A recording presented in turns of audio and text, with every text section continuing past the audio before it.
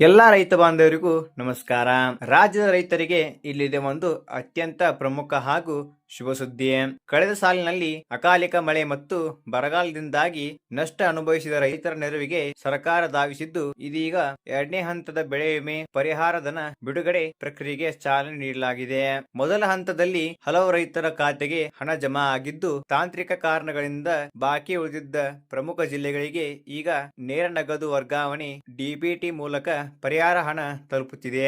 ವಿಶೇಷವಾಗಿ ಉತ್ತರ, ಮಧ್ಯ ಹಾಗೂ ದಕ್ಷಿಣ ಕರ್ನಾಟಕದ ಬೆಳಗಾವಿ, ವಿಜಯಪುರ, ಬಾಗಲಕೋಟೆ, ದಾವಣಗೆರೆ ಮತ್ತು ಶಿವಮೊಗ್ಗ ಜಿಲ್ಲೆಗಳ ಪ್ರಮುಖ ತಾಲೂಕುಗಳ ರೈತರಿಗೆ ಈ ಹಂತದಲ್ಲಿ ಹಣ ಜಮಾ ಆಗುತ್ತಿದೆ.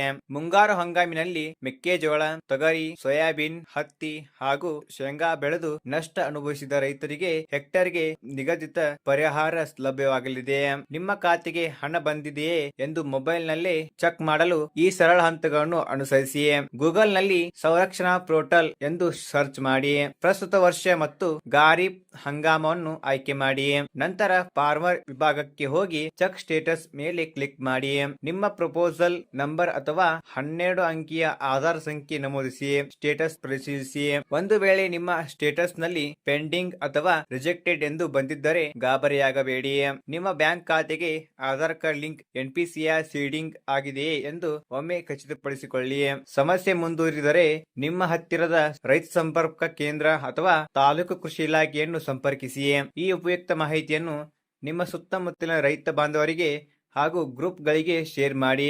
ದಿನನಿತ್ಯದ ಕೃಷಿ ಹಾಗೂ ಸರ್ಕಾರಿ ಯೋಜನೆಗಳ ಅಪ್ಡೇಟ್ಗಳಿಗಾಗಿ ನಮ್ಮ ಚಾನೆಲ್ ಅನ್ನು ಸಬ್ಸ್ಕ್ರೈಬ್ ಮಾಡಿ. ಧನ್ಯವಾದಗಳು.